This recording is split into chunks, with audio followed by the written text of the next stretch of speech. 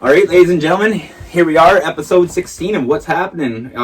COVID's had us all locked down, so we haven't been able to get out. And thank God tonight I'm out, and we're in the Groove in Madoc at In the Groove Studios, our friend Pat McTaggart's house. Yeah. Nice enough for him to let us come here and use the place tonight. So I'm here with my friend Kris. How you doing, bud? I'm good. How are you doing? Really good. Nice to get out. Yeah. Thanks for having me on your fantastic show. Cool, it's man. Awesome. So why don't you give us your full name, because I hate when I mispronounce people's names. My name is Kris Tischbein, and I'm a bass player. That's right. Yeah. That's cool. So, I have so many questions for you, because the style of music you play is, I have so many words for it, hypnotic, beautiful, passionate, relaxing, thoughtful, makes you think. When you write stuff like you're writing, where is your mind, and why are you writing it this way? Well, a lot of it comes from just small ideas that develop over time. So sometimes I'll have 4 or 5 ideas, and then glue them together.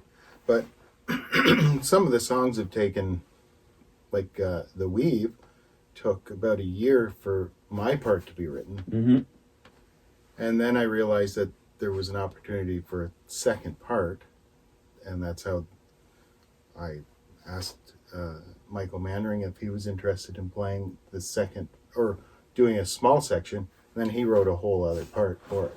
What an honor for that, eh? Well, yeah. That's neat. So how did you come upon meeting him? I know one person said that you had him down to do a workshop once. Is that how you met him? Or? Yeah, so it's a kind of a long story. I'll make it as interesting as possible. So for years I saw his name in music magazines, and but at that time there was no YouTube, and there was no real way to find his material.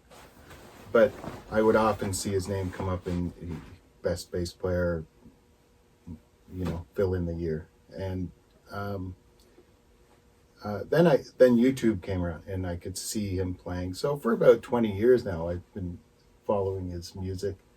And then what happened was I saw that he was playing in Toronto at the Glen Gould Theatre with Don Ross and Andy McKee. And nobody knew who Andy McKee was at the time. And shortly after that, everybody knew who he was. So I spoke to Michael briefly that night, and then I was working in music retail and realized that he had just signed on with Mark Bass amps. Yeah. So he played at the Canadian Guitar Festival in Kingston, and I asked the sales rep at the time if it was possible for us to do a Mark Bass clinic while he was playing in Kingston. So line that up, right? yeah.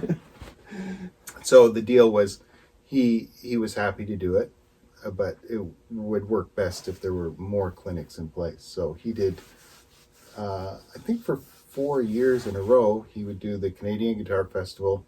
He'd play at the music store I was working at, and then he did Toronto, like Steve's Music. He did Montreal. So anyway, it started this whole little Mark Bass amp clinic tour for him every time he did the... It was kind of your little mastermind too then. Yeah. So him and I just became friendly at that point. And over the years, through emails, we've just become friends. Yeah. And... mutual respect, right? Yeah. So... What better to be respected by somebody like that? Yeah, I mean, he's it's strange when you become friends with somebody like that you've followed their career. Sometimes it's scary because you don't want to almost meet your hero sometimes. Right. He's just the kindest. Yeah, very humble. Oh, he's just he's been so nice to me over the years. Yeah. So, and then I sent him this track, The Weave, and I suggested to him that he play some EBow on it, which is something he's known for. He plays fretless bass, and then he came up with this whole, if you were to pull his part out of the song, it could be a whole other song. I wanted to ask you that. Which part is yours and which part's his? I did the mix on it, so I'm panned right and he's panned left. Okay. For anybody that's interested. I'm going to go home tonight and listen on because I've listened and I go, which one's Kris? Yeah. But I'm thinking you started probably, right? I do, yeah. Yeah, that's why I followed that and I was following that as you, yeah. Yeah. And for anybody that's really can hear the difference in bass tones, his is fretless bass. Yeah, you can definitely hear it. Yeah. It's someone's got almost a harmonic sound to it. Yeah, that's his. Yeah, so that's cool. I did the mix because originally it was sort of panned to the center and there wasn't enough separation, so I panned it. Actually, with a friend of mine helped me with it, David Irvine. I went to his studio and he listened to it and he thought it was too far left and right. He brought it sort of in, but it's definitely separated still. And yeah, so he did a really nice. It's nice to have an extra set of ears sometimes. Well, I was just about to say that too. Like mix, I know because I record is you get something and you got to listen to it in your studio, and then you go listen to it on your house stereo, and then you go listen to it in your car, and then you go listen to it at your buddy's house. It's just. And even the car, we were joking about that now cars don't even have CD players. Yeah. So right. Mine's 11. Yeah. Yeah. You have to put, like I said, digital copy, I guess. Yeah. Right? Yeah. And then there's somebody like my brother who's back into vinyl. I know. I buy vinyl anytime I go to an actual concert. I try to buy vinyl. Yeah. Just because I don't know. It's just a little nostalgic and. Well, he's trying to convince me to get this album put on vinyl. Mm-hmm. He doesn't understand the cost. Yeah, there is it's like a little niche thing, and you're not making money off that. No. My friends, the Bees Knees, they're a 20s band, and they're pressed on like a 45.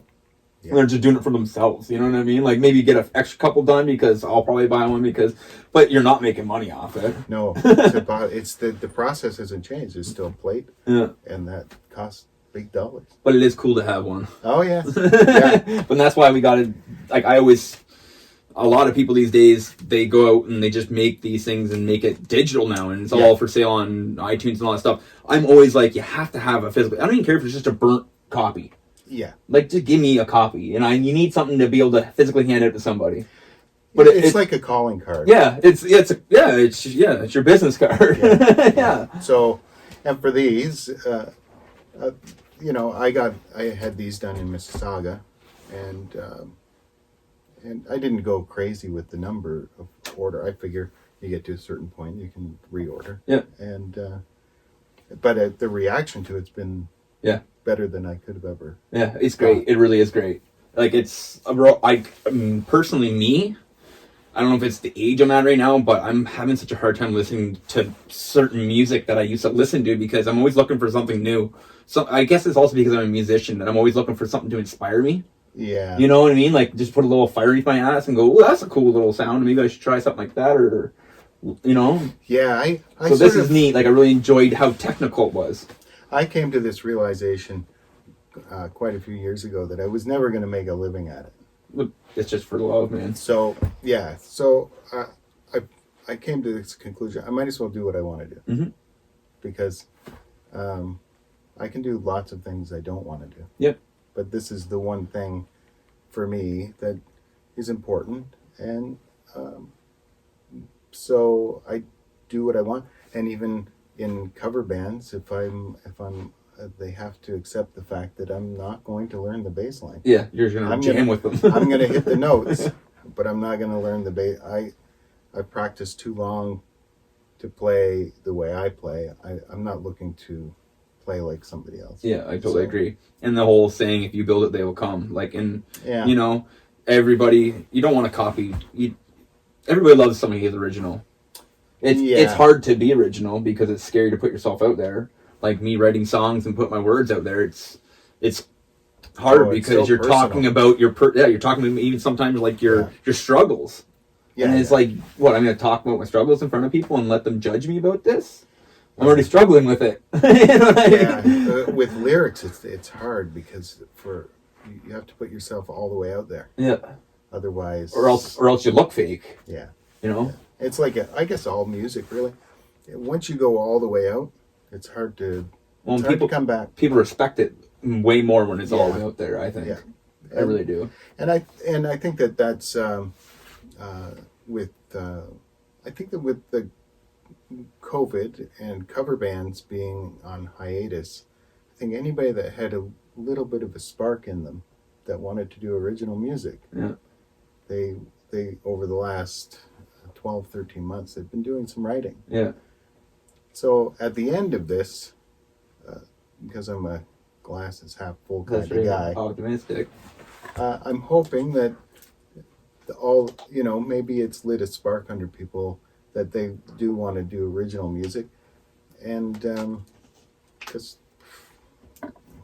nobody knows. That's what I said to you earlier too. Was if you come into this pandemic with not a new talent, then you're wasting your time because you're sitting there.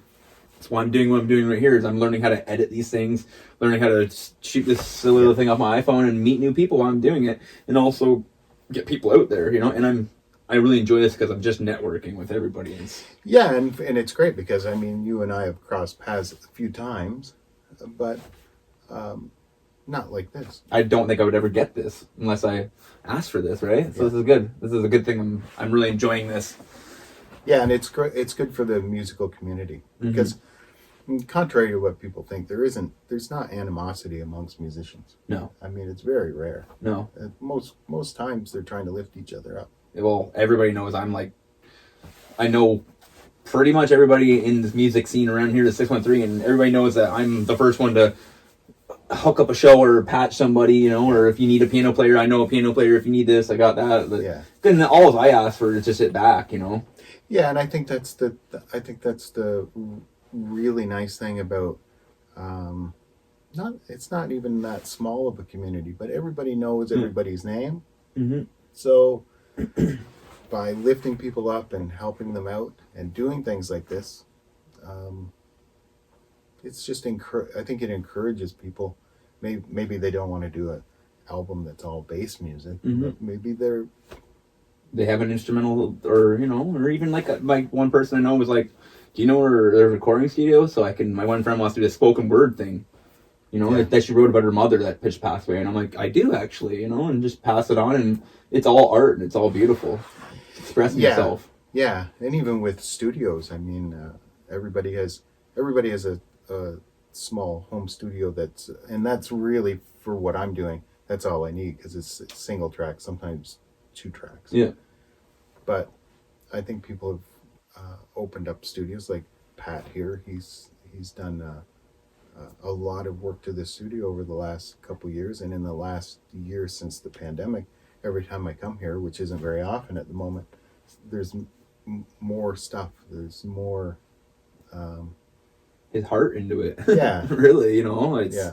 And that's just it. Everybody has a recording studio at home, but it's nice to do a little ghost track or a ideal track, and then come into somewhere like this and actually use some proper stuff and mix and master it properly. Yeah. I always encourage people to go the next step with it and have something, because like you can make. I have lots of tracks on my computer I just lose, but until I actually go here, I feel like it's serious, Yeah. and I think in a timely fashion too. Like if you're passing ideas around, for Pat and Matt Ray and myself, we pass ideas around in Dropbox, and then and it might be 2-3 days, or it might be 2 or 3 weeks, but we always acknowledge that we did get it, because it's not always fair to think that we're procrastinating. Sometimes we're just processing what we've been given. Like a riff you're talking about? Yeah. Like you guys like drop each other riffs, and Yeah. That's cool. Yeah. Yeah, so you guys got that out.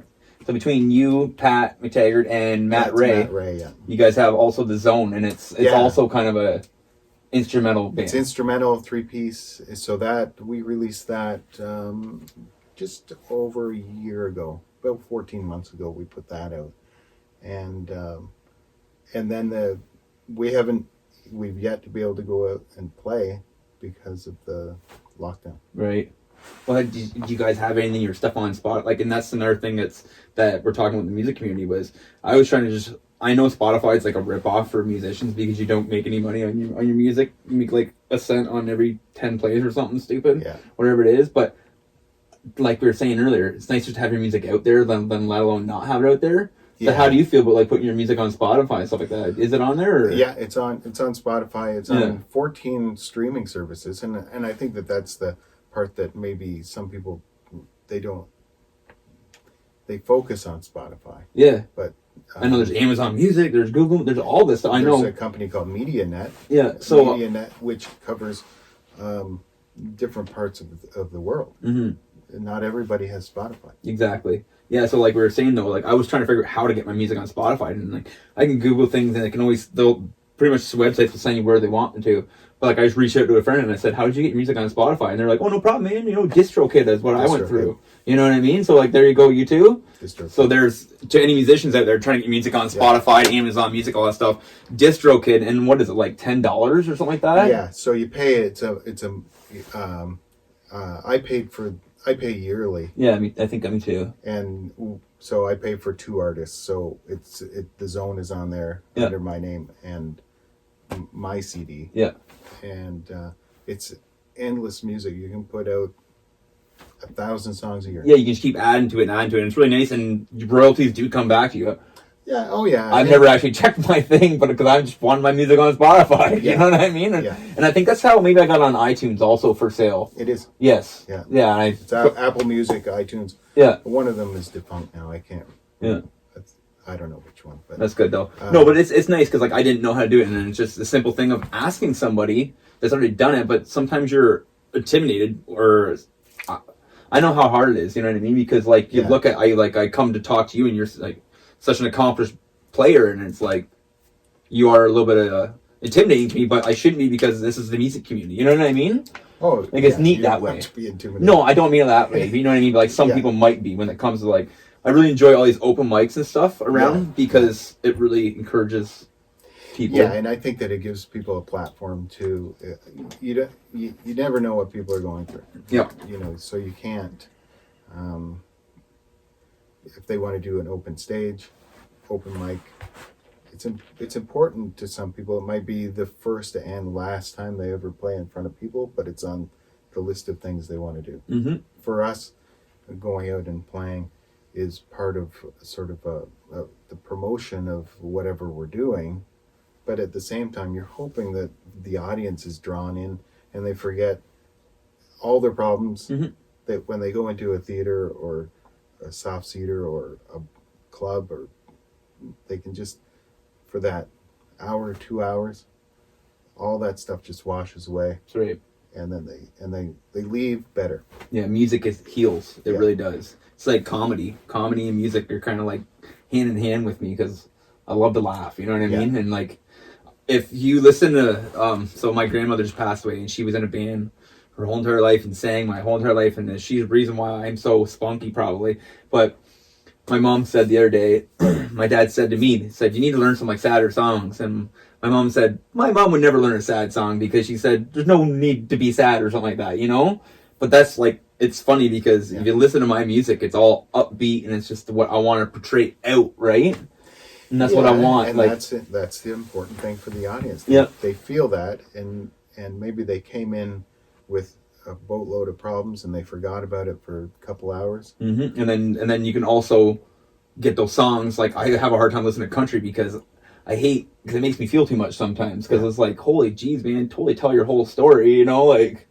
And it's hard. It's hard to write stuff like that. It is hard. But you know, on the streaming stuff, that's sort of my take on it. Is if somebody needs to escape, I'll give my music away for free. Oh yeah. Because sometimes it makes all the difference. I totally agree. So, and streaming services offer that. Just like YouTube, I mean, people will say disparaging things about Spotify, but not YouTube. Exactly, I agree. So I agree. You can go on YouTube and hear anything you want, or discover things. Yeah, exactly, and that's the big thing. Is like, I'd rather people hear my stuff than not hear it. Yeah, you know. Yeah, like I said earlier, you know, I gave up on the idea of making a living at this a long time ago. Sure. So I'd rather just be respected for what I do. Yeah. And do what I want to do. I agree. So, talking about that, why do you play bass? Like, do you play any other instruments? No. My musical background is pretty typical of. I was signed up for music lessons at 6 years old. Accordion.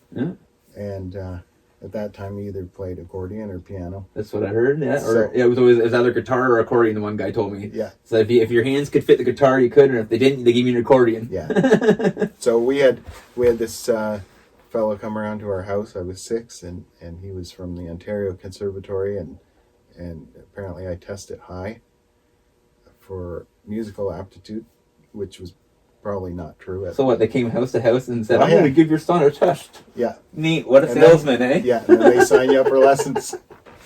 So I took accordion lessons for probably 6 years. And then, so I bought my first bass when I was 13 from Center Stage Music on Victoria Street in Belleville. And it was $75, and that bass changed everything for me. What kind of music did you get into at 13 and with the bass? That was like any good Canadian bass player. It was Rush. Yeah, that boy. Yeah. So it was Geddy Lee, and when I look back on it now, you know, he was in his early to mid 20s when he was writing all of this complicated stuff, and it's hard to believe as I progress in my age and I look back that he was that young. So then that opened up a whole world of progressive rock for me. So it was Rush and Yes, and all of these extended 18-20 minute songs, and that's what I really got into. Really complicated, which then led into this whole world of almost classical music and instrumental music. Steve Morse Band, Dixie Dregs. I really got into the instrumental side of playing, and still right now I'm listening to this band called House of Waters. There's no guitar player. The guy plays 6-string bass and hammer dulcimer. So what pulls you to just like the bass root of the song? Like, cause you do so much more than just the bass root of the song with it. And like, what pulled you to that? Like, like the way you can play that bass, there's no way that you can't play guitar. You know what I mean? Yeah. So what makes you like what I guess is I don't know. I had a friend too, and he was just always just he could play guitar, but he always just loved the bass. You know, I guess it's just a it's the bass. The bass just has this. For me, like I'm not a very good guitar player, but I've never really had any interest in playing guitar. you haven't had a reason, right? Yeah, so I've messed around with a 4-string bass, 4-string fretless, different tunings, anything you can do, but you know, I don't have enough years left to do everything I want to do. That's right. So like how you've obviously been on a stand up. Yeah. Yeah, and all that. Yeah, exactly. Okay. So you just keep getting pulled back this, and like you're not just playing bass. Like right here beside us, we'll pull these couple up here in a minute. Yeah. But you got a 5-string bass and you have a 6-string bass here. Yeah. So like you're playing so far across the scale. Yeah, and it seems intimidating when you first pick it up if you're used to. I remember switching from a 4-string bass to a 5-string bass, and I kept playing the B string, so the thickest string. So when you go from a 4-string bass, you're putting 1 string on top, and you're putting a lower string, a low and B. it's B. Yeah. So typically, what happens if you switch from a 4 to a 5 is you continuously play the wrong notes because you're playing that B string as an E string. Yeah. So, once you do that, then you wonder why you would ever go back to playing a 4-string bass. But a 4-string bass has it has a nice tension to it, and so every bass, there's this great bass player. He plays a 2-string bass up to, I think it's a 12-string bass, and everything in between. Yeah. So it's every time you add a string or take a string away or extend the scale length, it changes what the bass will do. Mm-hmm. And I've been lucky with these basses. This bass company, it's called Wrapped Basses, and I have an endorsement with them. And his name's Randy Twyman that builds these, and he just for the 5-string bass, him and I we had lunch, and I described what I would like in a 5-string bass, and this was the result. Yeah, we can see it perfectly actually. So basically, he built this one just from what I described, which I just needed over lunch. Yeah, he handed it to me after. Yeah. So basically, I said I just wanted a passive bass. So, because I just wanted a bass I could go out and do gigs with, didn't have to worry about battery changes. I didn't want a whole bunch of controls. Just plug in volume, tone. I can split the pickup if I want to. So this is I've never seen a pickup like this. So you obviously, this pickup has 2 pickups in it? Yeah, you can do a coil split in it. Okay. So it just changes the tone. Yeah. And so, but live, I always have the volume up and the tone totally backed off. And I do an amp adjustment for overall tone, and I don't touch anything for the rest of the night. Huh. And then he does the workmanship. Yeah. Wow, eh? Yeah. So what's with the style of this? Is this his signature? Just so when you look at a bass, you're like, oh, that's made by Rapture. Yeah, he calls this a bishop bass. So it's a single cut, single cutaway. Yep. And but he makes other styles.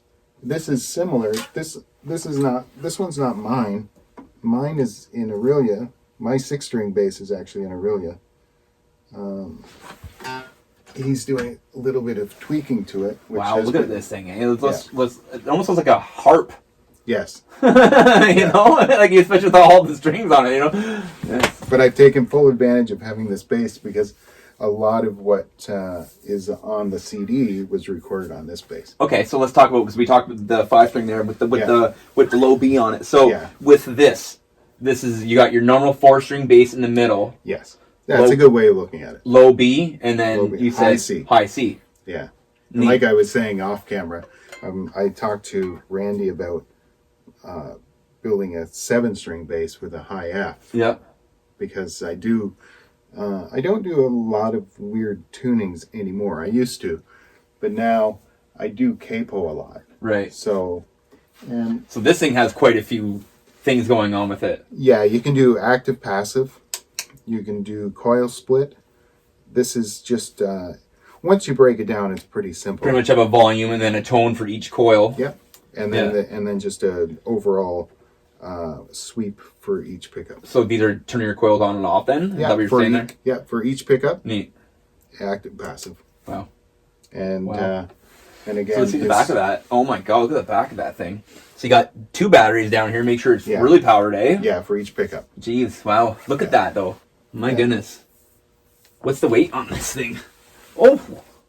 I was expecting this to be like a friggin' rock, and it is completely light, and that's what you want for when you're playing a show, right? Yeah. What's with this big dip in the neck here? It's kind of hard to see because we got not the greatest light, but and he has it on this one as well. it's like a thumb. It's like a What's that? Just another thing he likes to do? Yeah. So I like it. It's I don't know if you've ever heard of guitar case whiplash, but it's if your bass or guitar is in a case and you're loading out of the bar, somebody hits the case and it falls, what can happen is all the string tension, because on a just an acoustic guitar, I think it's 220 pounds per square inch.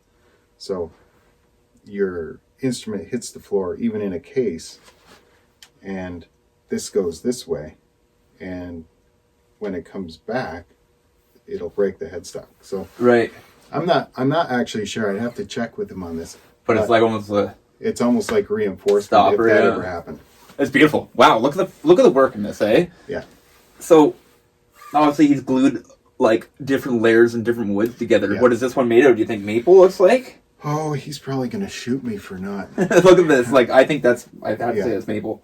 Yeah, that is, and Paduk stringers in it. Yeah. And wow. Yeah.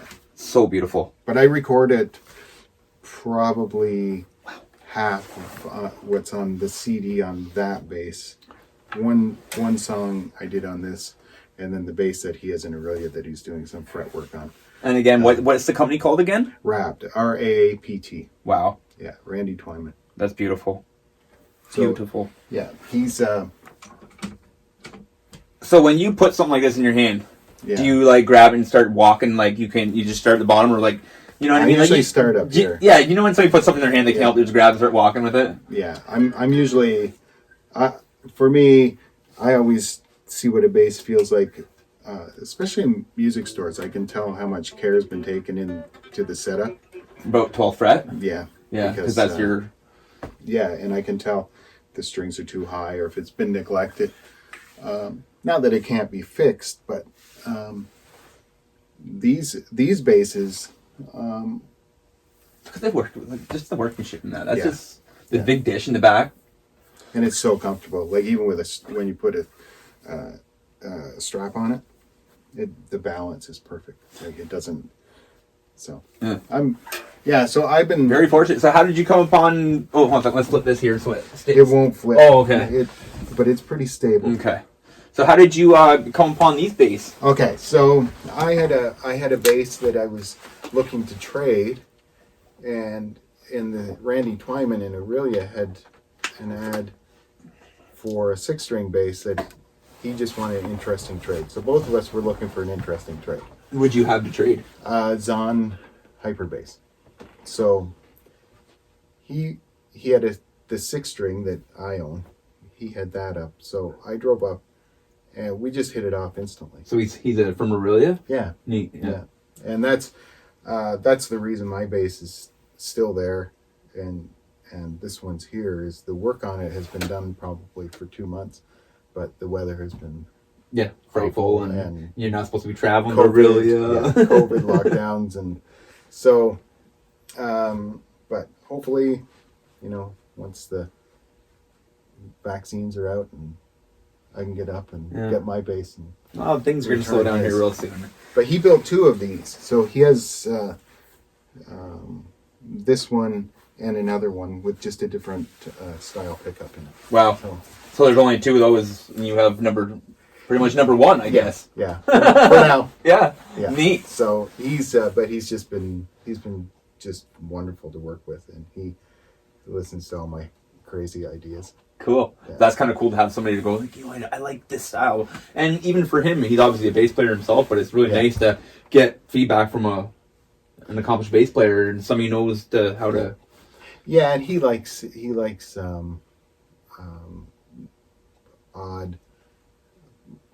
odd ideas. Yeah. Like odd bass ideas. You building a fretless one, or he does have some fretless basses. So could you? Does he have a few for sale then online? You think, or he has? He has a website, wrappedinstruments.com, cool. And anything that he has in stock. Problem is, he's a one-man operation, so he builds them and then they get sold, and then it might be. But that's the nice thing about you can have anything you want. Yeah, I did an episode with Teilhard Frost. They were building those Gore banjos. The same way, man. It's, as soon as they're done, they're pretty much sold, and it's cool, right? Like you're building them, and even you can talk to the person and say, so here's this bass, what'd you like, and you can even give them a little touch of what they like on their bass, right? Yeah, well, interesting you say that. If you feel the neck on this one, just feel. I mentioned to him. Oh, neat! It's like a V almost. Yeah.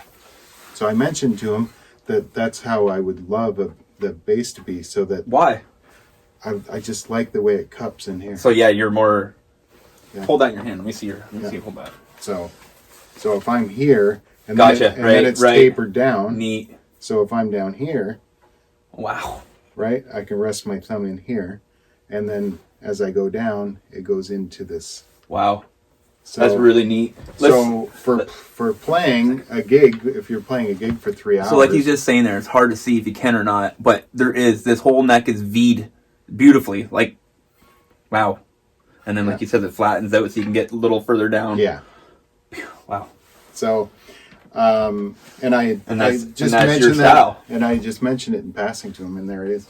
Cool. So, I wonder if he's keeping doing it a little bit just to kind of pass the style on, right? Yeah, and but if somebody said, maybe they have mobility issues or anything, he'll build around it. That's so cool. Yeah, he's just. Beautiful. Yeah. So what pickups are in them? MJS out of Mississauga. Yeah. Wow. So then they're keeping everything pretty local then? Yes. Everything is local, I think, except for I think the tuners are made by a company called Hipshot. Yeah. Everything else is local. Very cool. Yeah. Beautiful. Yeah. I love the symbol too. Is it a queen with a rook in it? Yeah. No, a queen with a bishop in it. No. Bishop. Yeah, bishop in it. Yeah. Beautiful. So cool. Yeah. It's just class and style, man. Like I'm the kind of guy. Episode I think 3 or 4. There's a knife maker. I got a complete set of kitchen knives from him. I love they're made for me. Yeah. It's so cool. Like it's so. Yeah, and it makes a difference. Right? It does. So if you could pick somebody to make you the perfect instrument, who wouldn't want that? Yeah. So, and that's actually, it's right. That's the bass. Yeah, exactly. Right there. Yeah. That's this bass. Yeah. So, like we're saying here, we can find Kris's music on all those good platforms. Yeah, it's every platform pretty much. You can just Google it, right? And I'm pretty sure it'll come up right now. Yeah, there's 4. It's on 14 platforms, and the most obvious one for I think North America is Spotify or Apple. Cool. So the first song's the we talked about that. Yeah. And say this gentleman's name again, so I don't say it wrong. It's Michael Mannering. Michael Mannering. Yeah. Go check him out. Amazing. Yeah. So like you looked up to him, and it's funny you said earlier how you didn't have YouTube to check him out at first, and then you were into Rush. My friend I work with, he was a really big drummer when he was younger, and he's like, oh man, best drummer, Yeah. And he's like, but back in our day, we had to listen to the album. Oh yeah. We had to. Oh, he's hitting da-da-da, and like back, like, and then he's like, now you guys have YouTube, and they have the over top of the drum kit. Or if you, in a pinch, if I get called to do a gig on a Wednesday to learn 40 songs for a Friday night gig, it used to be like, find these songs. Go find these songs on YouTube. And there's even a guy on YouTube showing you how to play it. Exactly. So, it's changed. How do you feel about Victor Wooten? I love it. I love him too. I know. I really fell into him with Bella Fleck. Yes. I got into this banjo movement for a bit, and Yeah. Bella Fleck. Oh my goodness, what was with this guy? Eh? Yeah. It sounds like flamingo guitar and a banjo. Yeah. I just I like anybody that's sort of really pushing the boundaries. And that's the same thing. It's an instrumental thing, right? Like Bella Fleck is pretty much all instrumental, right? Yeah. I think it is. Yeah, Bella Fleck and the Flectons. Yeah. So great. But then there's a bass players like Tony Levin that is probably best known playing with Peter Gabriel. Yeah. He is he doesn't play a ton of notes, but every note he plays is perfect. Yeah. Yeah. So there's that. Yeah. I like all. There's so many different styles. You can have that. Yeah. You can have a flea. Exactly. Exactly. And for me, my formal music learning ended when I stopped taking lessons. I've never had a single bass lesson. That's awesome. So, I just definitely spent many nights with it in your lap, though. Yeah. Walking the back up and down that thing. Yeah, I didn't through high school. It's pretty much all I did was learn bass, played in bands, and because if people think that just learning the instrument is all you need to know how to get along with people. Yeah, 4 people in a band and groove. Yeah, you need to be a negotiator with bar owners that don't want to pay you. And your wife. Yeah. So yeah, totally, man. I totally feel you. And you know what? Falling into music into high school, and like I fell into music like super young. I always knew I wanted to play. But it was about grade 8 when I finally started like, okay, me and my friend were like, let's get a guitar and let's do this. You know what I mean? Like so, and it's such a good thing to focus on. You know, it's a good energy expeller because, like I told my daughter, she can sing like crazy. I was like, hey, you got that now. Like learn how to play for yourself, and that will always be your best friend. Yeah. Like, no matter where you go. Like, my brother moved to London by himself to go to university or college, and he's like, I know nobody here, man. I'm like, here's your best friend. He's better at playing guitar because he was by himself and just sat there and played. When I learned, I was with my friends. We're all learning how to play, right? But my brother was in a room and just kind of learned how to play, and it's like it's a perfect outlet for people. Totally. Any sort of art, whether it's music or painting or photography. Yeah. It's just or building knives. That's right. Knives. Exactly. It's all art. Exactly. So exactly. So number 2 here is the childhood. Childhood, yeah. So I really like how you got like the backing tracks and stuff in there. So like when you came up with these kind of songs, did you have a memory or a moment or a... Yeah, for that song, it was it was this.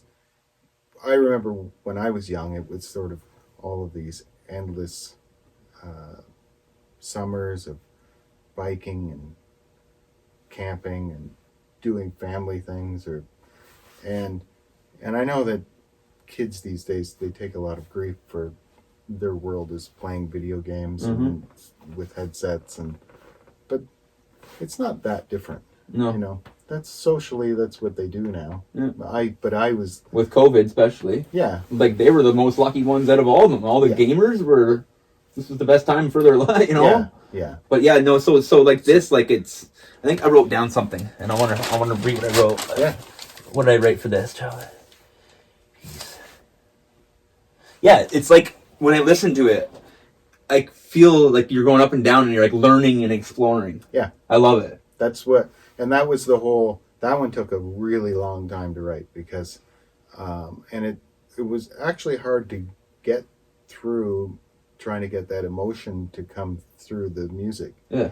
So because I didn't want it to be too clean, so there's some string noise in it. Yeah. And the other thing the other thing I did, which was odd with that one, is because I play electric bass, but I actually had so I played it plugged in, and then I also had a microphone.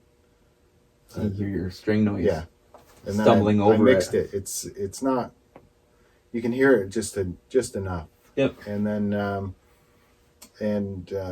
I basically sort of stole a bunch of ideas from Beethoven.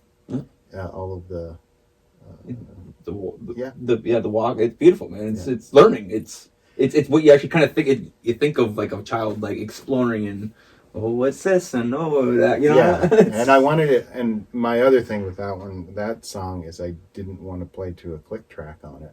I wanted it to sort of, the song had to rule at the beginning and the end, and everything in the middle needed to just sort of flow at its own pace, just like childhood. Yeah, stumbling upon. Yeah, very cool. That one took a while to write, and it took a long time to get the take that I wanted. Yeah, and then with the extra mic, I get the take I wanted, and then that mic, I forgot to turn the mic on. So, yeah, all the problems. Yeah, it's very neat. I love it. So Elwood, is it? Elwood. So what's the meaning behind Elwood? Okay, Elwood was Neil Peart's middle name from Rush. Okay. So he died about a year ago, and he used to travel and check into hotels and stuff under the name Elwood. I gotcha. So, and when he passed away, I came up with this sort of that song, which is capoed at the 12th fret. Really? Yeah. So it's super high, like all its... Yeah, I did bring my capodes here someplace. Anyway, it doesn't matter. So it's capoed at the 12th fret. I'll just show. So it would be, and then just those, because the capo is not long enough to go further anyway. So it's just those 4 songs. So I'm playing the bulk of the song here, and then playing the low parts by just hammering on. And you have Matt Ray on there with you, and he's got it sounds like he's playing a bit of a flamenco guitar, or like acoustic, right? Yeah, so with beautifully, like I have something wrote down here about that too. Beautifully put together, like between the 2 years, the instruments, beautifully done. Well, and that was the funny thing with Matt is he's a genius really when it comes to doing exactly what. So I don't have to tell him. I know of him. I don't think I've really met him. I know his cousins, and I know of him because I think he's a Sterling boy, isn't he? I think I think so. And everyone's Matt Ray, because he's always. I think it's teacher around too. So I've always heard of Matt Ray, and I've seen him play at people's weddings. Yeah. And I've seen him play behind people's bands, and he is very, very good. Yeah. Like it's like if you need something played. He's a very good studio musician. Well, that's what I want to say, right? Yeah, and this one was interesting because I had the song done, and Matt and I often carpool here, so I'll pick him up. He lives in Foxborough now. I'll pick him up in Foxborough. We'll come here, and along the way we'll chat. And I said to him that I had this song that I thought he could put some guitar on, but I couldn't get a tape that I was happy with. And then I was pretty happy with one take, so I sent it to him, and then I changed my mind. So I said, don't put anything on that one. And so anyway, I sent it to him, the finished one. I said, just sort of do whatever you want. I wouldn't mind hearing some pedal steel. So he sends back this whole... Is there pedal steel on it? Yeah. Is there? I'm gonna have to go home. I'm gonna listen on the way home. So he does. He does classical guitar. I definitely hear that. And then some. Oh, because it goes. Yeah, that's him. I was gonna ask you. I was wondering if that was you turning your volume. No, that's him. Okay, there is pedal steel on that. Yeah. So, and the only thing I did with that, he sent it to me with the 2 tracks already mixed with his 2 guitar parts. I put it into the mix, and the only thing I did was I ping-ponged the pedal steel, the delay left right. So if anybody's listening to headphones, So I got beats, so it really I really hear it. So it goes on and on, back and forth. Yeah. So that's awesome. No, that's really great. I really like that. Yeah.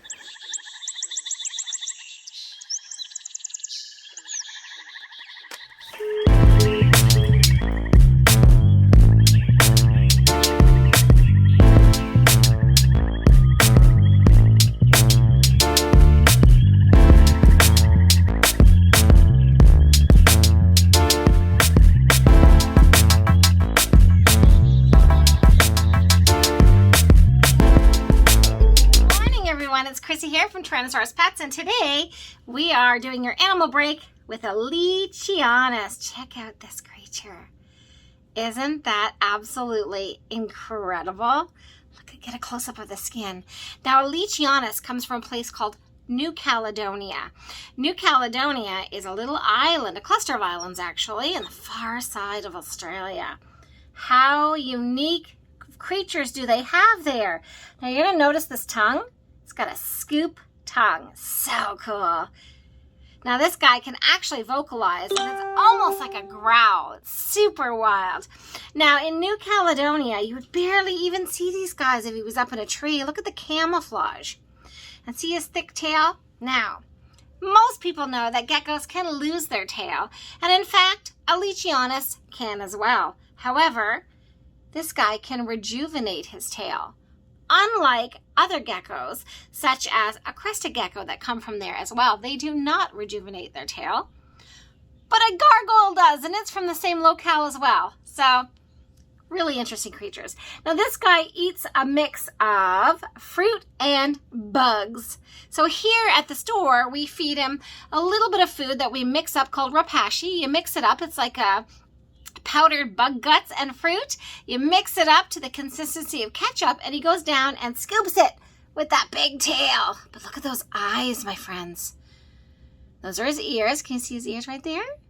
How cool. Elicianus, or lychee, as we call it, from New Caledonia. Well, this has been your animal break from Tyrannosaurus Pets, 292 Front Street, downtown Belleville. Bye. So the break, or not, I keep saying but breakdown. I like the it's almost like a spoken word song. Yeah. I feel like. So that is a coin. What did I write about this? Makes me think. And I really see like a projector screen with like images going on behind it. Yeah. That'd be neat. Well, it really makes you think. That one would be hard. It would be hard for me to do that one live with all the parts, because there's three parts. The one part, the percussion, is me with a coin hitting the pickup. Really? So that's the percussion part, and then I just cut and pasted it through the Really? Yeah. So that's that part. So that is you actually just tapping on this pickup. Yeah.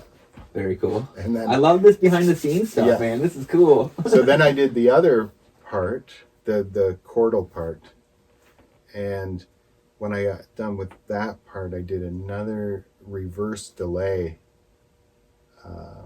which is like a sub bass that comes in and out throughout the whole song. Yeah. But it's bass guitar, but I put a reverse delay. I feel like you could do that song, but you'd have to have a track that you'd pretty much click on, and which would be the reverse delay and the tapping. Yeah. And then you could do or whatever. It's really neat. I feel like it's almost like a spoken word song. Like, yeah. And I wanted to keep it. You could put a point behind it. I knew that one was pretty far out there, so I kept it pretty brief. I think it's two minutes or just. Yeah.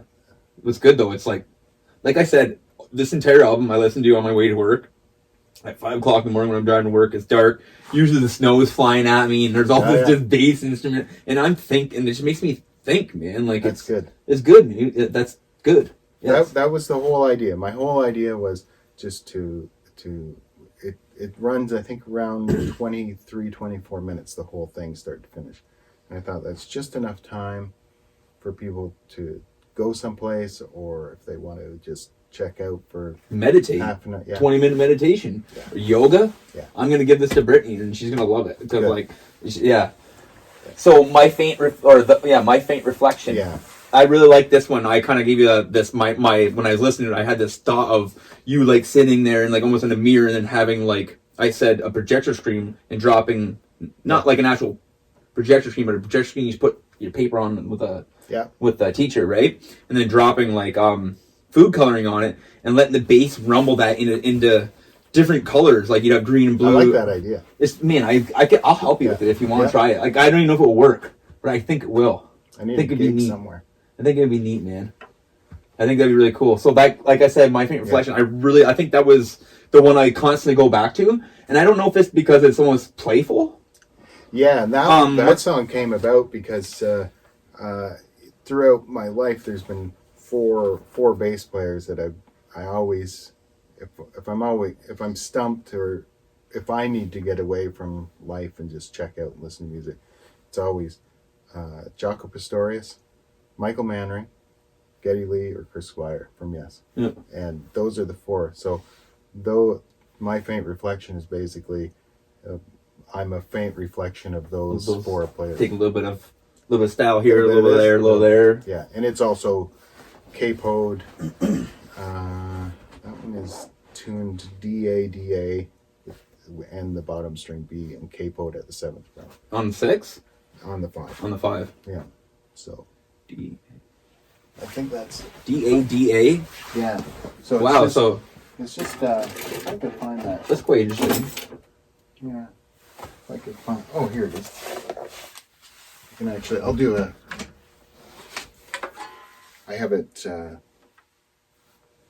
I wanted to double check that tuning. So it's actually tuned to that now. So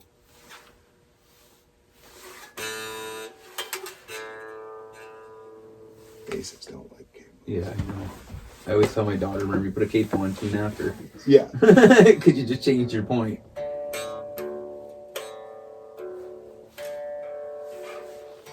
So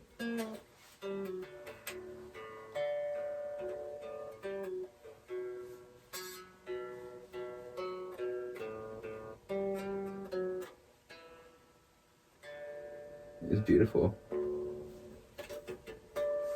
I love the harmonics out of all of it too. It's so just magical.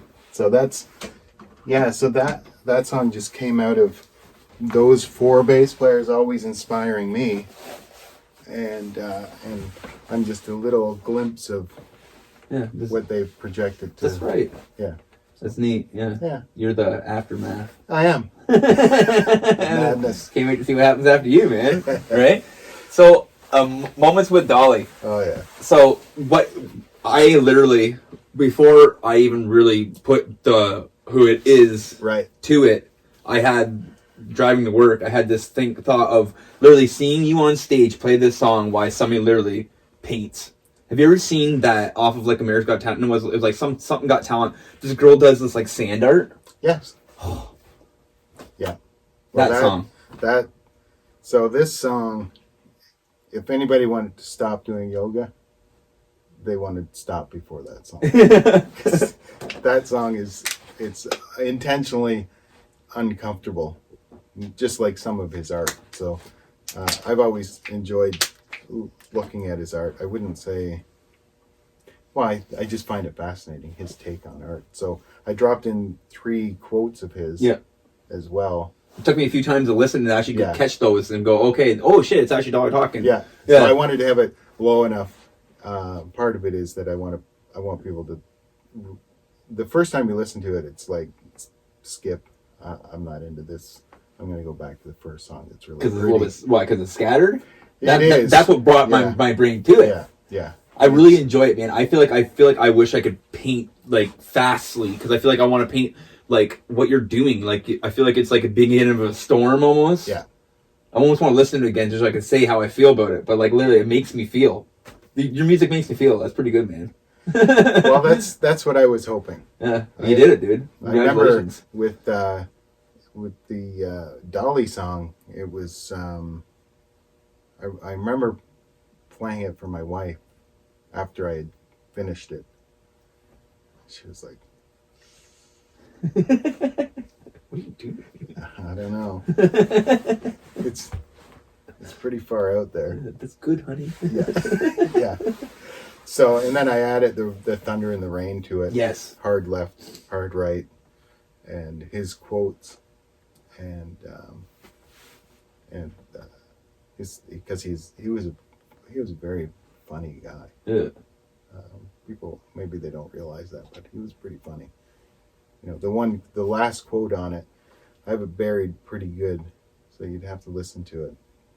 He says, the only reason Dolly is so good is because the other painters are so bad.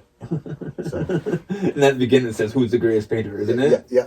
Yeah. It's good. I really like it. I like it a lot. So anyway, that's the 6 songs on it. That's amazing, man. Yeah. It's really cool. Like I said, front to back, it's pretty solid. Like it. I guess what the person say who gave you the write up, it's a sonic experience or something like that. Yeah. I totally agree. I was like, yeah. I'm trying to explain it, but yes, that's a great way to explain it. It's an experience. It really is, front to back. Yeah, And they flowed good together. Yeah, they're not too like. I guess if you that also takes something too, is putting your songs in order, right? Like, because I know when I make an album too, it's like, well, you can't have this song at the first because it needs to fall behind that one. Yeah, because that's the downfall of being a musician is you can't help but sound like yourself, right? So you don't want every song to sound similar. So by me separating it the way I did, it's they're all distinctly different, and then adding in Elwood with Matt on it, and the Weave has Michael on it, and it's just it's great. Yeah. Well, I have to say, go check out the Weave. Yeah. What else do I got here? I know I got a couple questions I want to ask you. So we said you got a couple other bands. You play in a couple cover bands also. I've seen you with a couple other people too, right? And you got the Zone, which is another instrumental thing. Yeah, the Zone is probably the most current thing that I'm doing aside from my own stuff. And pretty much you're saying like the most my heart's into.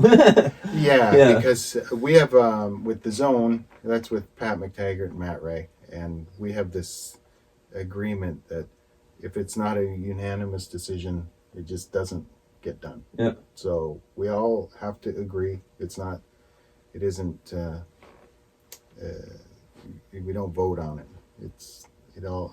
It's nice to have mutual friends that are like-minded. Like, I'm very, very big on saying have like-minded people around you. You know what I mean? Like, because if you don't have like-minded people around you, they're doing nothing but holding you back. Like, I'm not trying to say like, ooh, I'm going somewhere, but I'm saying like, don't hold me back. Like, you know what I mean? Like, I'm not a very negative person. I like to be very like, oh, okay, well, let's figure it out. You know? Well, yeah. So you got to have those kind of people around you to keep moving forward, right? And if something's not working, somebody has to step up and say, this, like, if it's a song, if you're writing a song and it's just not, it's better to shelf it for a while and come back to it rather than, everybody.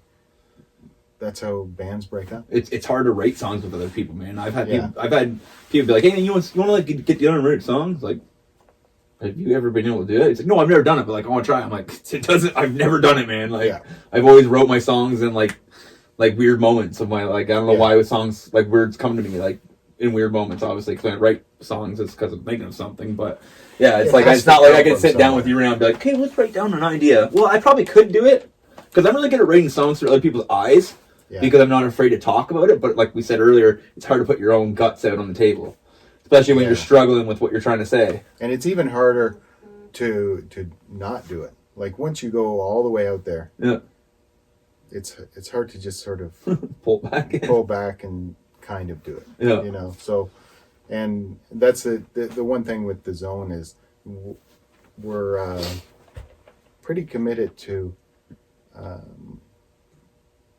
if one guy's not in, then we just shelf it. Yeah, it's cool. And we don't even ask why. Like you said, no hard feelings, because especially everybody we're all at a certain age in our lives. We're not teenagers anymore, man. Like, not in high school. We all have lives, wives, houses, jobs, you know? And for us, it kids, could be a gig, it could be a song, it could be a rehearsal.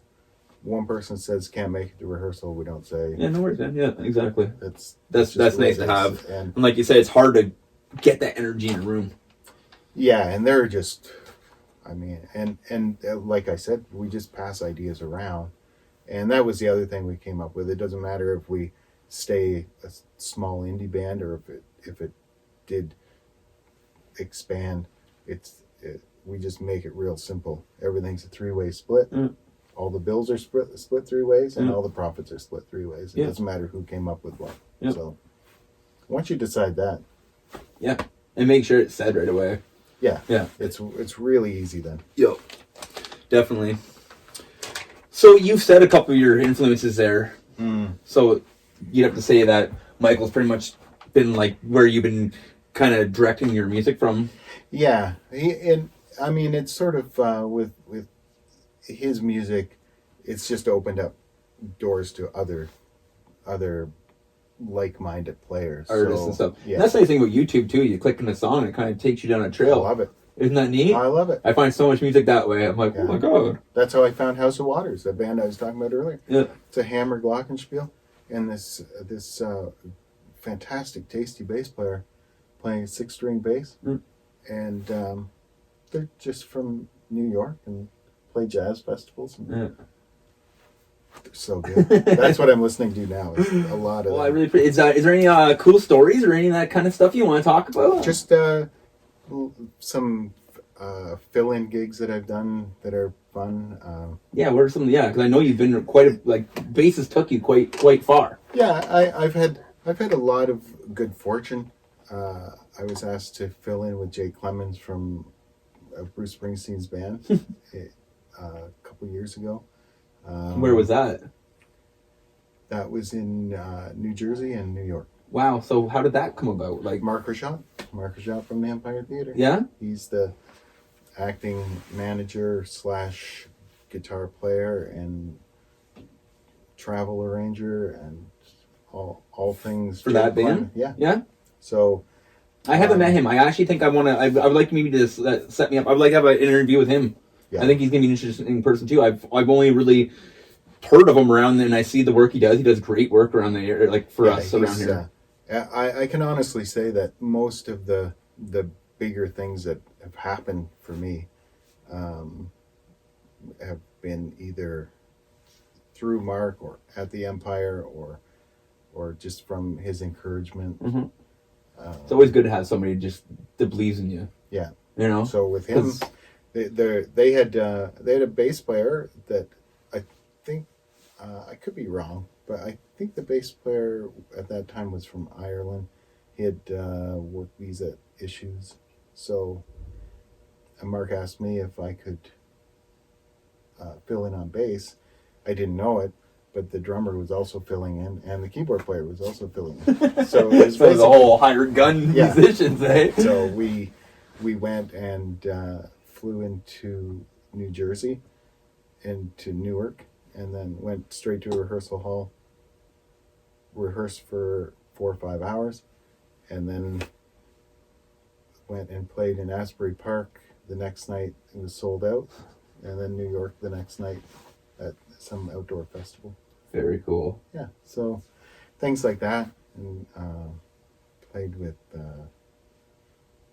Carl Dixon, who was in the Guess Who, and Coney Hatch, if anybody remembers Coney Hatch from early 80s Canadian band, and April Wine, Jerry Mercer from April Wine that played with him. It's just been a really interesting life. Yeah. It doesn't matter whether you play with people that have had a lot of success or very little success. To me, the most important thing is just playing and enjoying it. It's like I say to my kids, and I've said it a couple times on this thing, is I don't know if you can read music. I can't read music, but if you can read music, you're literally speaking to another person. Mm-hmm. And another, they could be French and you can't speak to them, but you are speaking to them through music. And music is just such a thing to bring everybody together. You know, it can make you cry, it can make you smile, it can make you laugh, it can make you mad. You know? Yeah. And I think that people they're always sort of chasing this. I want to get here. I want to be famous, or I want to play with famous people.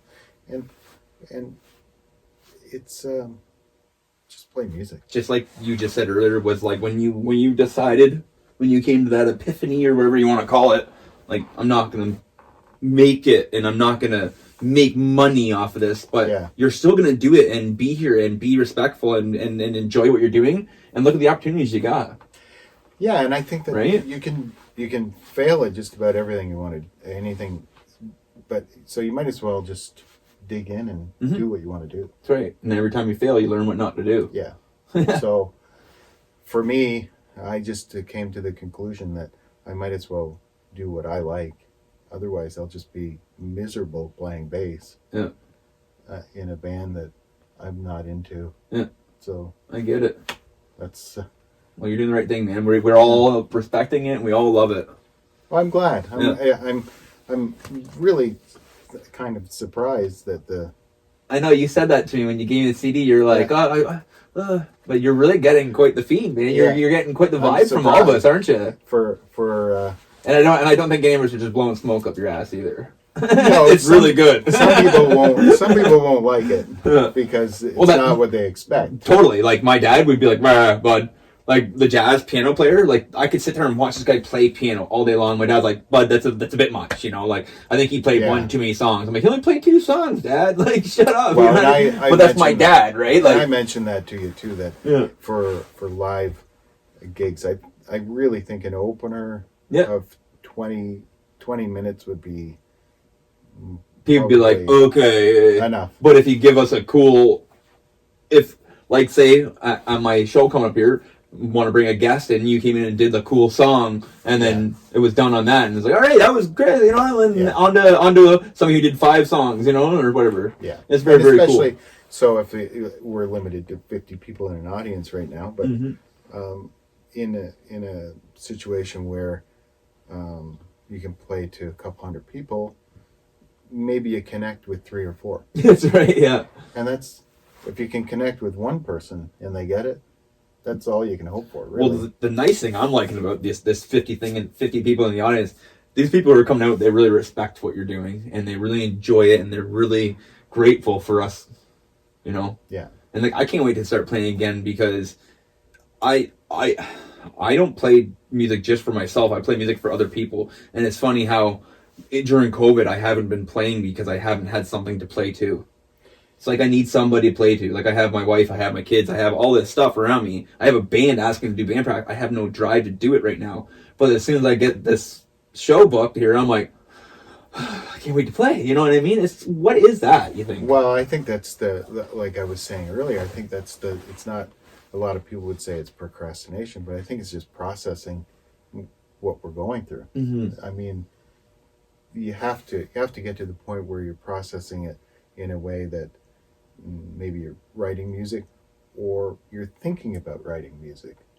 They're kind of the same thing. Yeah. I mean, you don't have to have a instrument in your hand to be writing. True. That's true. So, especially if you're writing emotionally charged music, a lot of it comes from strange places. It might be your drive into work. Yeah. You know. Yeah, true. You're coming up with things, and I think that people have to be fair to themselves that this is not a great time. It's I'm not a down person, man, but it's kicked my butt a few times. Yeah. Especially when I've had like this, what's happening has been good for me because I've always had something planned, you know? Right. A week from now I got to go do this. A week from now I got to do this. So it gives me something to look forward to. Yeah. But and that's a big thing I'm trying to tell people to do is to have something to work towards, have a hobby, have that to work towards, because when we were on lockdown there, man, I actually went through a little dark spot for like 4 days, and like I'm not like that. And like my wife's like, it's okay, hon, like, you know, it's just everybody does. And I'm like, I don't understand what's going on, you know, but it's just not having something to work towards. A goal, yeah. Yeah. But I've often said that I'm not sure I'd be even cut out for retirement. Yeah, totally. My dad retired and he's now doing more than he was doing. Right. You know? Yeah. So I think if you're motivated, and that's the thing with art, you can't force it. No. Well, I know that there are people that make a really substantial living at songwriting, and they sit in cubicles and they write. Mm-hmm. Their whole job is to write a hit song. And there is a formula to that, especially right now. It's like chorus, verse, chorus, verse, chorus. And I'm just not wired up that. No, me either. I can smell that a mile away. Totally. So, I totally agree. And it doesn't interest me. No. I don't like you can see people who are playing from their heart, and then you got people who are writing music that's literally they're trying to write what they think is popular or what the mass wants to hear, and we can see through that. You know what I mean? Yeah. Like we could really see through that, and then to your peers who you're trying to actually get respect from, you're not getting it right, you know, and then you're just, I don't know. Yeah, it's a weird thing, music, you know. Yeah. You got to stay true to yourself. That's for sure. But for you need to give yourself some slack in that, even though maybe you haven't been as motivated as you once were. They're unprecedented times, and if your whole goal is to rehearse and get practiced up for live gigs.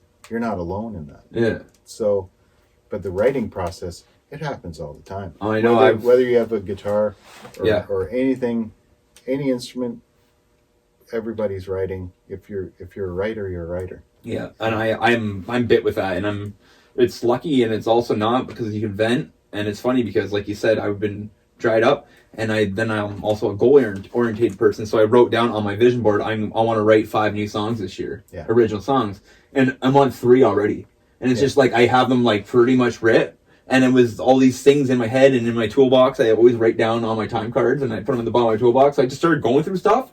I started piecing them together, and I made a song. I'm like, that's how it happens. that's neat, right? Like you said, that was a year's worth of work in the bottom of my toolbox. And I pulled it out, and there's a song. That's how it happens. Right? Yeah. Like you said, it takes how long to write one of these ones, you know? I know. It could be a 3-minute song that took 3 years to write. Yeah. You know, but you're thinking about all the pieces and putting it together all the time. That's how art is. Yeah. I mean, a painter doesn't stand at the easel all the time. No. They're thinking about different colors. Well, and also not playing too. Usually, you got to live life for life experience, right? Yeah. You know, you got to go out. You got to, instead of playing a show and that's the big thing, is I actually really enjoyed what happened last year with COVID. Was all my shows got canceled, and I've been telling my wife for the last 2 years that we're gonna do a lot of camping this year, and I'm not gonna play as many shows. And then next thing you know, my band just keeps getting a little more momentum, and it just keeps we're doing a fair, and we're doing this and it's doing that, and then last summer we were supposed to play like 2 fairs and like a couple little festivals and all this. And I was like, cool, we got some momentum here, and then next time everything just got crapped on. But I got to stay at home with my family, and it made me realize that I've been going out and playing too much, which is a good thing. Well, and by doing that, you focus. Sometimes even when you're with your family, you're thinking about the band. Life experience, right? Too. Yeah. You need life experience to write about, or to even appreciate things too. You know? Yeah, in some way. And I not to make light of all the people that have not come out of this or have lost somebody, but you have to find some positive takeaway from this whole experience. It's out of our control. Yeah. So you have to draw from it in some way, and even doing things like this. Exactly. And finishing a long overdue CD. That's right. It's all of these things. Or me and my family, I've never in my entire life worked out. And me and my family have now started working out, and we do this 30 for 30. So we do 30 push-ups, 30 burpees, 30 sit-ups, 30 seconds of planking, 30 squats, like a bunch of 30, you know what I mean? Every night, and we're doing it as a family. And it's like, there's so many things that I've actually got out of this that I wasn't getting because I was just too busy, because there was too much to do. Yeah, in those 4 days of darkness that you came out the other side coming up with a solution. Yeah, exactly. Yeah. It's because you can't change who you are. No. You're goal-oriented. That's right. So I need something to work towards. So give yourself some kind of... And my big thing is making sure your task is big enough, but not too big. So like when I started this, I said, okay, guys, I'm going to do this. I'm going to do 8 episodes, and I'm going to call it season 1, and tell me if you guys like it or not. So I did it, and then I did it, and I was like, well, I like it, so... And everybody seems to like it, so... It's great. Yeah, so, but that was my thing. I said, I'm going to do 8... If you watch, like, my episode 3, I'm like, you can kick me in the balls if I don't do it. I said, I'm going to say it right out loud. Just, if I don't do 8 episodes, you hold me to it. And I did it, and I've loved it. And I think that it's also good for on your end, and I think it's good for musicians. I think that they learn about themselves. Yeah. Maybe they don't know why they did it. Totally. And then they have to actually think about it. Totally. I actually, it's funny because I send questions to people, and it's like, my one Alex, the young lad there, he's like, oh, why do I play music? He's like, I don't know. I don't really know why I play music, but I actually do because I've thought about it so much. It makes me feel good, and it is who I am. Well, you don't really have a choice. I wake up singing. Ask my wife. Literally wake up singing. Yeah, I mean, and again, once you go out there, there's no going back. No, you've been bit by the bug. Yeah.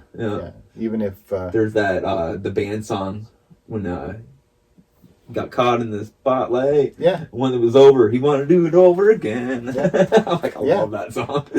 And in you know, the day will come with physical limitations, that maybe arthritis, or that you won't be able to do that thing that you've always been able to do. And that's the reality too. So you have to try to get it all in when you can. Well, I watch all these documentaries, and like, I'm not a very good musician, but I just love it so much. And like, I think I've almost fallen into something here too. Like, I'm almost like a producer. Like, I want to be like a middleman. I want to help you meet this person, and let's do this visual effects video, and I like to work with people. You know what I mean? I have so many ideas, and I think this is good. Like, I think I've kind of found like a little bit of a falling and a little bit of a sneak. I think it's great.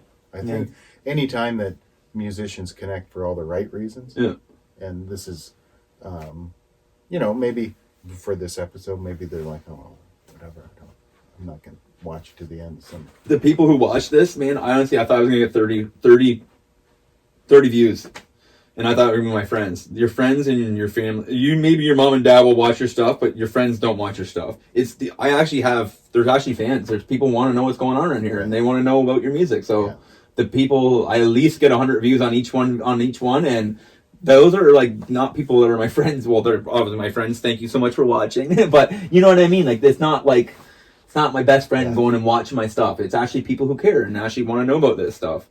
And people who are stuck at home right now. I've had lots of people, like Bill and Lynn, they said, I can't wait until I get this notification, because now we get to, you know, these episodes, you don't have to watch them. They're a podcast.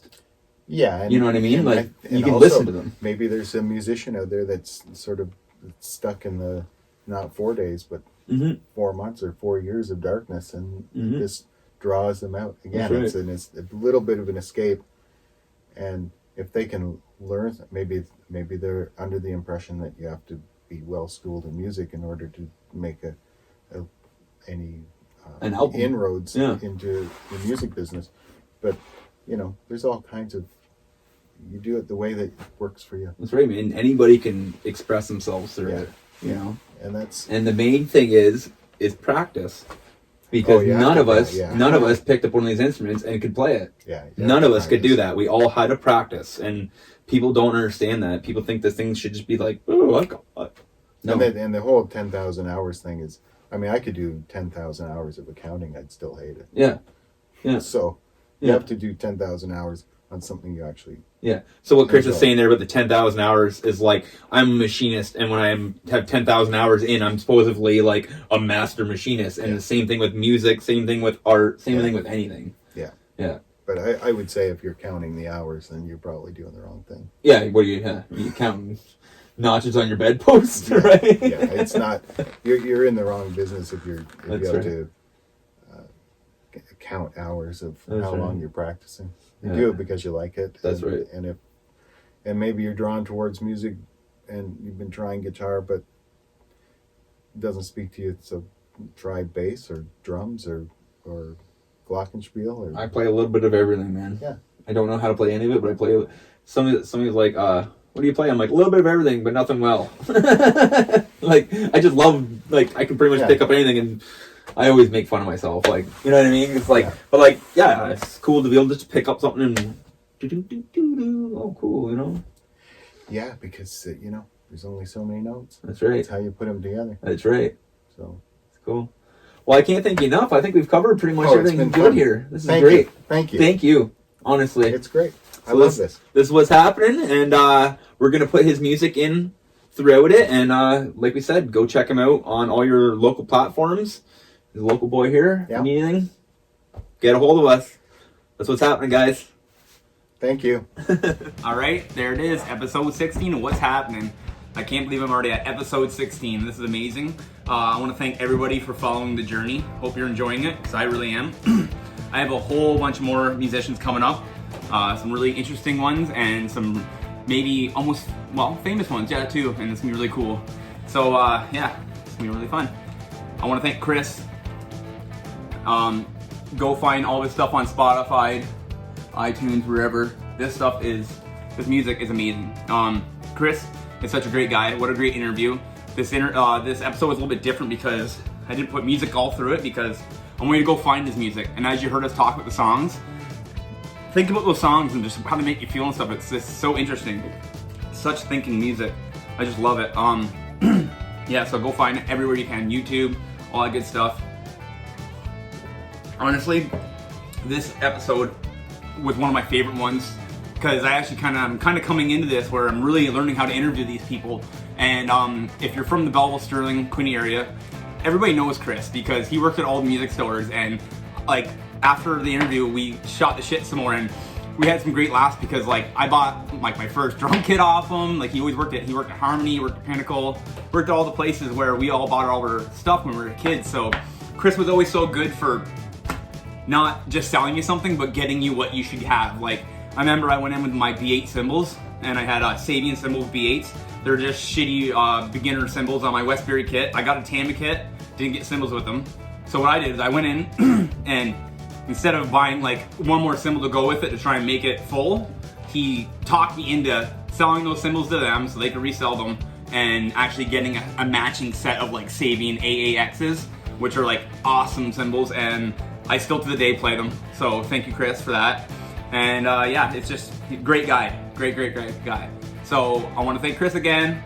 I want to thank Tyrannosaurus Pets for the little pet minute there. It's so awesome. Thank you, Crystal. So head down there if you need any pet supplies or needs. One more thing. I'm starting another podcast, and this one is with my good friend Jack Beat, and this one's called The Greasy Bearings. So on this podcast, me and Jack are gonna do the same kind of thing with this. Talk about music, talk about art, talk about all the local businesses that are doing it and promoting it. And then we're also gonna like jump into people's videos, watch a video together on it, and like talk about it. You know, so more artists on that you'll see. And it's gonna be fun because we're connecting Kingston with Belleville, Queenie area. We're coming together, bridging the gap, and we're gonna make the Greasy Bearings. So check out for that. I'm gonna be adding this what's happening onto your actual podcast app on your phone. So watch out soon for that. You can just listen to these if you want when you're at work, because when I'm at work, I listen to podcasts all day because I learn all day long, and it's really great. And this is the reason why I'm doing what I'm doing, because it's inspired me. So, you know, if you have something that's inspiring you, get out there and do it. That's all I can say right now, because the only person who can hold you back is you. You know, I say all these corny things all the time, like some people say impossible, but I see I'm possible. But it's true, you know, like just keep telling your things, positive things every day instead of negative things, and you'll go a lot farther than you would ever think. You know, if you do a little bit each day, you'll get a long ways. You know, Rome wasn't built in a day and all that good stuff. So keep going, subscribe to my channel. Thank you so much to everybody who has subscribed. I got like 86 followers on it, and that's like pretty cool, man. I don't know, it's hard to get people to subscribe on YouTube.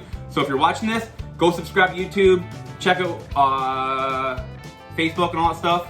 I got a What's Happening show coming up March 27th at the theater. Kris is gonna be playing there. So if you want to see that, $20 tickets, all the money goes right back to my performers and the theater. I literally make no money off this. I literally have to get sponsors, and there's a big sponsor, and I want to shout out Jeff McCarricker from A1 Plumbing. This guy literally goes above and beyond in every aspect of his life. Like friendship, he's the best friend that you can ever have. Plumbing, he'll go out of his way to make sure that you got what you need, or like never leave you dry or wet. And then with this kind of stuff, with my band, with the Sterling Jaybirds, he's always been there. I bounce everything off him, and he's just a great guy for this shit. So I want to thank him so much because he throws out the money for us to get the sound guy, which is Pat McTagger from In the Groove Studios.